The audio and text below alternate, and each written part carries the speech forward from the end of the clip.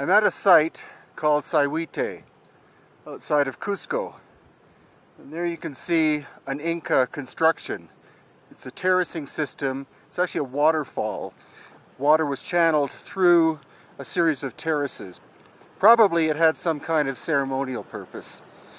But what I've come to see as I walk over this little bridge is something that defines why I call my little entity or enterprise Hidden Inca Tours. And that's this. This is pre-Inca work. This is megalithic, and this is most likely thousands of years older than the Inca, so far back in time that there are no oral traditions relating to it. Now what you can clearly see are these are giant boulders that have been shaped by some kind of tool. The question is what tools and when. Too often places like this are called Inca ceremonial sites, but the truth is this is much older than the Inca, very hard stone, and the tools used would have been tools much harder than what the Inca had. The Inca solely had bronze chisels and stone hammers, and this would have had to have been done with steel, carbon steel, tungsten carbide, or even possibly diamond. Now the most amazing thing here is what you can tell is this was once one piece of stone and it broke in two. The question is, when did this break happen? Clearly it happened after the stone had been shaped, because you can see where the surfaces lined up.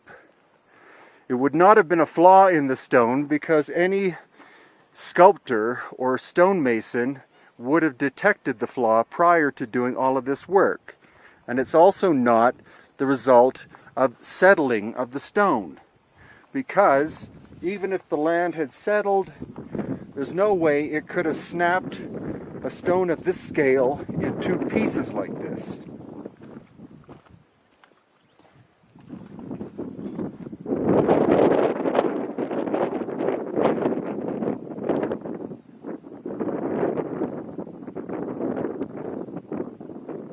Now, if this was a flaw in the stone before or during it was worked on, unlikely during because it looks very finished, but any stonemason or sculptor would have noticed a crack of this scale prior to breaking.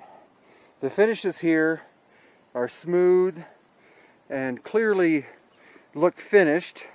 The question is, how old is this?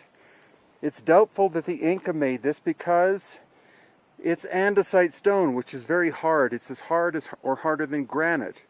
So you would need at least steel, which the Inca did not have. So what I believe is we're looking at an example of lost ancient technology at work.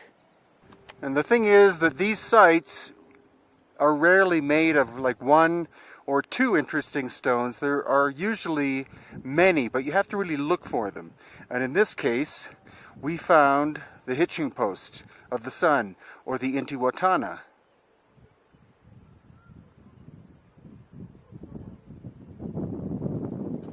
It's quite a unique stone in that it has this square hole cut into it, which you can see.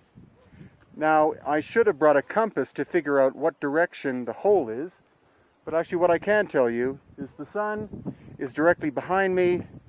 It's 3 o'clock in the afternoon, so the sun is setting, so that tells us that this hole faces east and west, and that would be logical in terms of it being a hitching post of the sun or a sun-related stone monument of some kind.